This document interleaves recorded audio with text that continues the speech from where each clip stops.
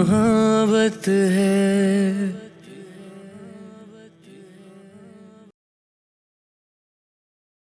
मीरा चक्कर खाकर नीचे गिर पड़ी। नीता चिल्लाई तो सभी घर वाले दौड़े चले आए। राधा ने अर्जुन को आवाज दी। अर्जुन दौड़ा चला आया। उसने मीरा को जमीन पर गिरे हुए देखा तो उसके पास आया और उसे संभालते हुए कहा, माँ, मीरा को क्या हुआ? पता नहीं बेटा, नीता चिल्लाई तो मैं बाहर आई, देखा मीरा बेहोश गिरी है। अर्जुन, जल्दी से डॉक्टर को फोन कर।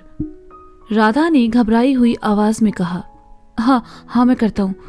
कहकर अर्जुन अपनी फैमिली डॉक्टर कपूर को फोन करने लगा। डॉक्टर कपूर उस वक्त शहर से बाहर थे। उन्होंने आने से मना कर दिया।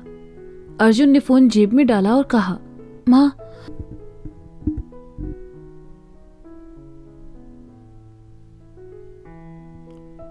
कपूर अंकल इंदौर से बाहर है। एक काम करते हैं, मीरा को हॉस्पिटल लेकर चलते हैं। हाँ, ये सही रहेगा अर्जुन, तनु ने कहा तो अर्जुन ने मीरा को अपनी गोद में उठाया और घर से बाहर आ गया। उसने गाड़ी की पिछली सीट पर मीरा को लेटाया। मीरा का सर राधा की गोद में था। वे लगातार उसका सर सहला रही थी। चिंता उनके चेहरे से साफ झलक रही थी। उन्होंने अर्जुन से कहा, अर्जुन, जल्दी चलना बेटा। राधा कहीं परेशान ना हो जाए सोचकर तनु भी आगे वाली सीट पर आ बैठी और पीछे मुड़कर मीरा का हाथ सहलाने लगी, लेकिन मीरा को होश नहीं था। हाँ माँ, बस, कहकर अर्जुन नीता के पास आया और कहा, नीतू, तुम यहीं रुको, चीकू और दादाजी अकेले हैं, मैं मीरा को लेकर हॉस्पिटल जा रहा हूँ। हाँ ठीक है, ध्यान से। नीता को भी मीरा की परवाह होने लगी। रिश्ते में दोनों देवरानी जेठानी थी, लेकिन बहनों से भी गहरा प्यार था दोनों में। अर्जुन गाड़ी लेकर वहां से चला गया। चीकू अपनी गुड़िया का हाथ पकड़े आया और जाती हुई गाड़ी को देखकर कहा, मम्मा, मीरू को क्या हुआ मम्मा? चीकू, चलो अंदर चलते हैं। नीता चीकू को अंदर ले आई। पूजा खिड़की की तरफ से निकलकर अंदर आई। वह मन ही मन बहुत खुश थी। इस घर में आकर पहले ही दिन उसने अपने काम को अंजाम जो दे दिया था। वह नीता के पास चली आई और कहा, क्या हुआ दीदी? मीरा चक्कर आकर गिर पड़ी। अर्जुन जी उन्हें लेकर हॉस्पिटल गए हैं। नीता ने परेशानी भरे स्वर में कहा, चक्कर आकर नहीं, मीरा मेरी जहर वाली चाय पीकर पड़ी है।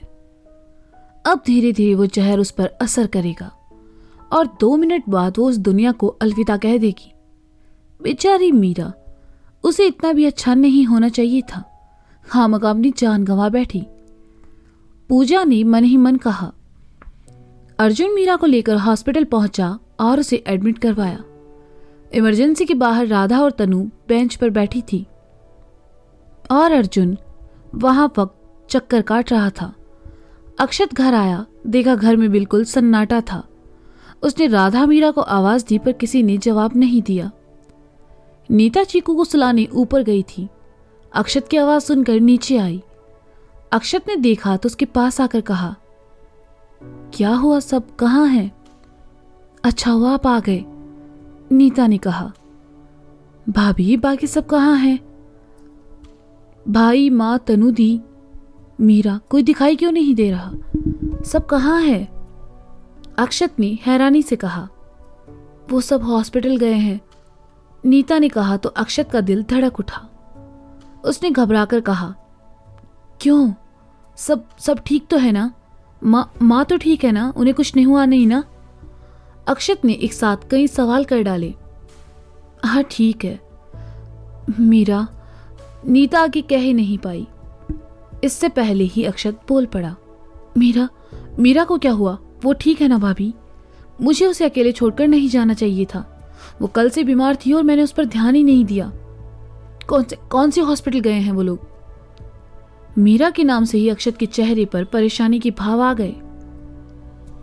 सिटी हॉस्पिटल गए हैं, नीता ने इतना ही कहा कि अक्षत वहां से बाहर आया। उसने बाइक स्टार्ट की और वहां से निकल गया।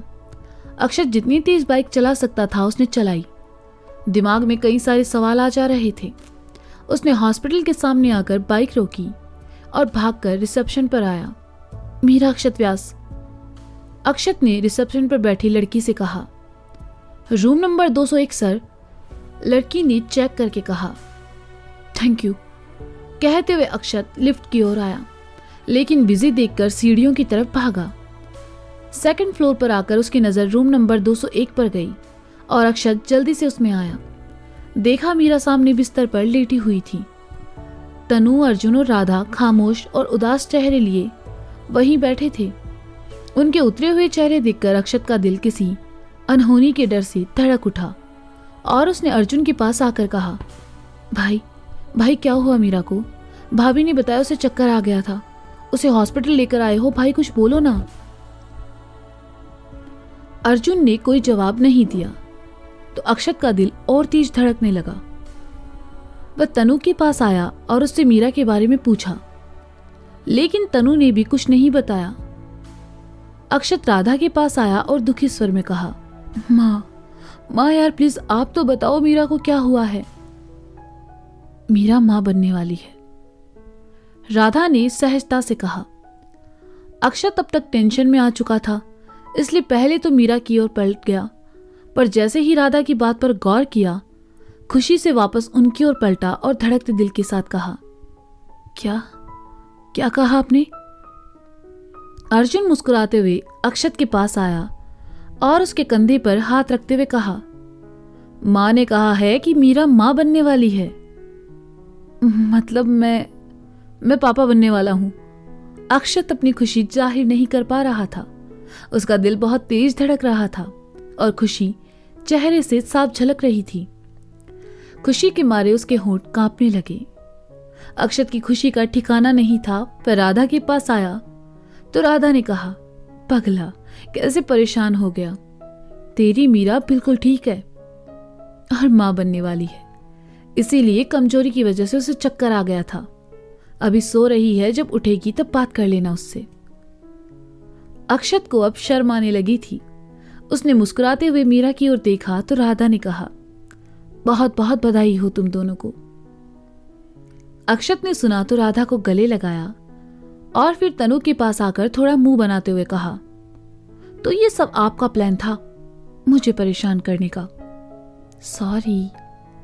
तनु ने प्यार से अपने दोनों कान पकड़कर कहा, अरे इट्स ओके दी, आप फिर से भुआ बनने वाली हैं। अक्षत ने उन्हें साइड हक करते हुए कहा तो अर्जुन और राधा हंस पड़े। अर्जुन विजय जी को फोन करने लगा तो वे सोमित के साथ सीधे हॉस्पिटल ही चले आए। मीरा को भी अब तक होश आ चुका था, वह बिस्तर पर बैठी हुई थी। विजय जी ने आकर अक्षत और मीरा को बधाई दी और फिर प्यार से मीरा का सर सहलाते हुए कहा, अब से अपना और अपने होने वाले बच्चे का पूरा ध्यान रखना है, समझी मीरा? जवाब में मीरा बस मुस्कुराती। उसे सबके बीच बहुत शर्म आ रही थी। राधा, तनु, अर्जुन और विजय जी वहीं मीरा के साथ हंसी मजाक करने लगे। अक्षत जीजू के पास आया और शर्माने की एक्टिंग करने लगा।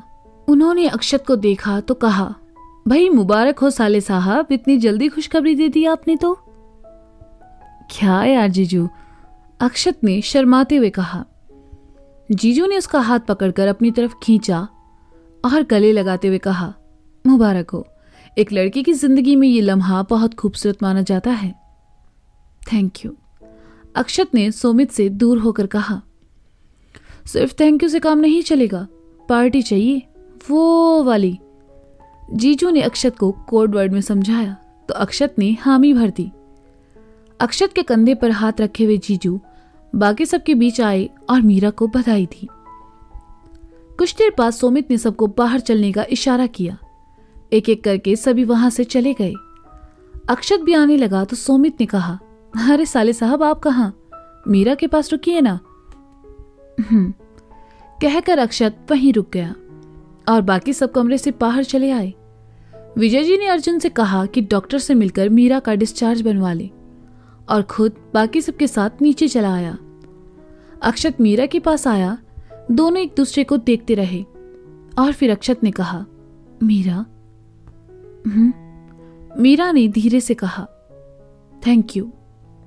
अक्षत ने बड़े प्यार से मुस्कुराकर कहा, थैंक यू किस लिए? मीरा ने कहा तो अक्षत आकर उसकी बगल में पड़ी कुर्सी पर आ बैठा। उसने मीरा का हाथ अपने हाथ में थाम लिया और कहने लगा, थैंक यू इसलिए कि तुम मेरी जिंदगी में आई।